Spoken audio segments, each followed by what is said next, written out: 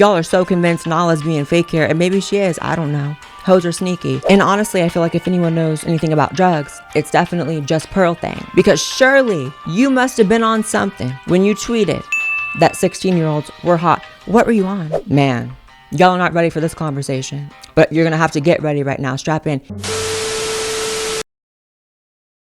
Howdy.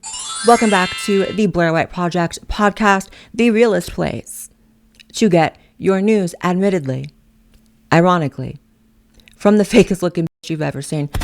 I was thinking about it last night. I was up in bed, couldn't sleep a little bit, and I was like, you know what? I've really become one of those people that's gotten a lot of work done. A lot of, nips and tucks, a lot of tucks. But you know what? It's okay. Because every part of my body may be fake, but this heart, that's as real as they come, baby. And that's that duality of life, right? Like the realest thing could come in a quite fake looking package. The truth may not always come in the package you want it to, sweetie. In fact, it may come with an extra one. But we're going to move on to the news. Pastor's daughter leaves OnlyFans career behind after finding Jesus and new boyfriend. That's quite a story arc. Shout out to Nala, assuming this is, a genuine journey she's on. I can't look in her heart or mind to know that, right? But before we even jump into Nala and unpack all that drama, I have to, ask a question to the general religious community, something I've just been quite confused about for a long time. Why is it that the biggest nasties you'll ever meet, the most debaucherous, like always doing heinous shit, for their health and to their bodies, are pastors' children? It's like without fail. I don't know if it's a rebellion thing. I don't know what it is, but it was almost a running joke back when I lived in LA and I had a little, party bone in me for a minute. Never like that though.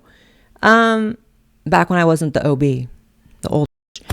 Anytime you'd see someone just doing the most, the nastiest, it was always like, oh yeah, my dad owns that church, or oh, my dad's a pastor, it's like, girl, what are you doing?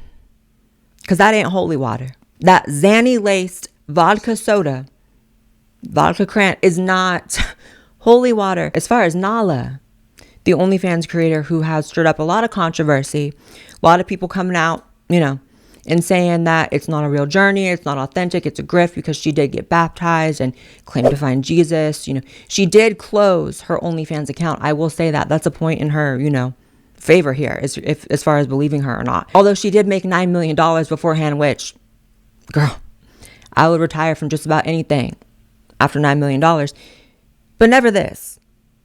I'll always be here, don't worry. But, I've been very disappointed from the reaction of a lot of religious people on Twitter and on Instagram. I know that, Twitter and Instagram is not an accurate way to get a read on any population. And so I'm not saying this is all religious people, but online at least, it's been very much giving you a fake bitch and you're still a hoe. And I do kind of believe once a hoe, always a hoe, because you can never, I don't know. There's only so much you can come back from. But I feel like with God, according to, the Bible, you can come back from it, right? Like you can find forgiveness and you can find salvation. So why y'all are beating up on her like that, I just don't get it. I saw one post from, what's her name? The big one. Pearly Things, Just Pearl Things. She tweeted that, of course, Nala is faking it because her friend posted that they were on mushrooms a few days ago. And it's just kind of like, when did God say not to eat mushrooms? It's not crack. And honestly, I feel like if anyone knows anything about drugs, it's definitely Just Pearl thing. Because surely you must have been on something when you tweeted that 16-year-olds were hot. What were you on?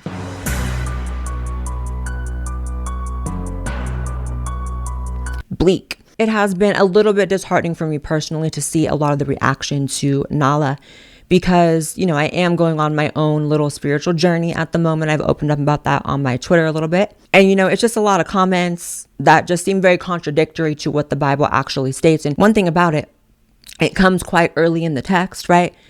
That salvation is something that is, on the table for people, and forgiveness. So whether or not she's faking it, that's really no one else's business, right? And that's the other thing. People on the internet's idea of who is real and who is fake is always so twisted anyways. Like, y'all are so convinced Nala's being fake here, and maybe she is. I don't know. Hoes are sneaky. However, I see people getting praised every day online. They're very popular, very famous, very, well followed, that are just praised as real, praised as honest. Ooh, free speech warrior, truth teller, truth bomb, truth bomb. And they're the fakest people you would ever meet in real life.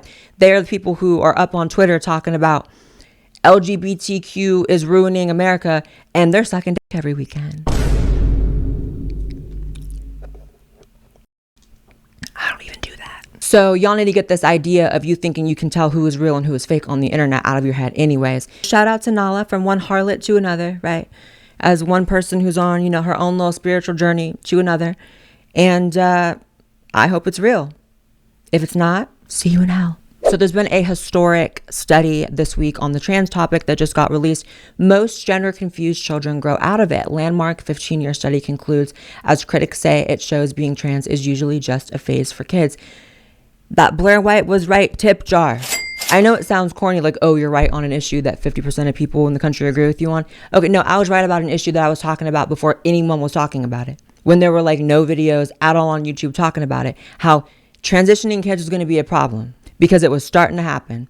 And when I started my transition, the idea of a 12-year-old having their breasts cut off, which I am still confused. I know they're like early developers, but like, what exactly are you cutting at 12, right? And I've been given hell for it from the trans community for years, but it's not about me. This is a really important study because it shows obviously what is common sense, right? You shouldn't even need the study, but if you do, here it is. Next, I need a study on trans housing by proxy. Y'all need to start studying these busted moms, these mothers, transitioning their kids for their own ego. And here's another thing, man, y'all are not ready for this conversation, but you're going to have to get ready right now. Strap in. Kids transitioning is a white problem. It is a problem the white community needs to figure out because by and large, other cultures really aren't falling for it. Now think about it for a second before you start raging and want to take my head off. Think about all the trans kid stories. Think about every demented, TikTok video of a mom and her trans kid. Think about all these detransitioners. What do they all have in common? They are almost always whites. And I don't know why that is. Actually, I do. We live in a society where white people have been placed at the bottom of this demented woke hierarchy, right? Trans is a way for them to leap up that social hierarchy, and at least they have a trans point, a non-binary point, or have a kid that is, right? And I don't want to see anybody in the comments, but there was this person, there was that person. Yeah, of course. I'm not saying 100% of trans kids are white, but it's a very, very extreme portion. It's gotta be like 99%. Think about all the drag, Storytime kids hours. There are like no minority children in the crowd almost. It is always white people because these basic Beckys take in their little kids to drag brunch and shit. Like, it is a white problem. And I am not saying that to drag white people, right? I'm saying that to say it's on y'all. Y'all really got to figure this out because these other races typically aren't falling for it.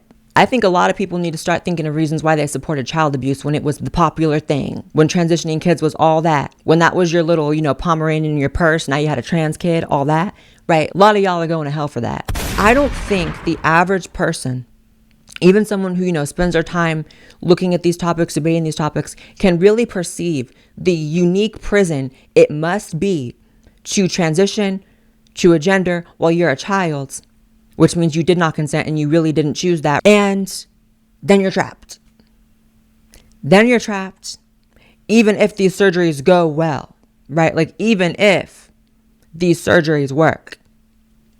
And it's just so crazy. Like, when you really tapped into what's going on, you could have saw that this trans is just the new emo from a mile away. I mean, it is what it is. The emos disappeared. The scene kids disappeared. The goths disappeared. In came trans kids. The only difference is you might have made it out of your scene phase just with an ugly ass little haircut. These babies are not making it out with an ugly haircut. Well, they're getting the ugly haircut too, I'm sure, but they're getting their body parts cut off, babe. And it's really, really bad. Emos, please come back. Because we don't even realize as a society how good we had it when it was just a bunch of Death Cab for Cutie fans running around being cringe. Now it's non-binary, demi-girl, I'm trans but I'm 12. Go to school. I love you.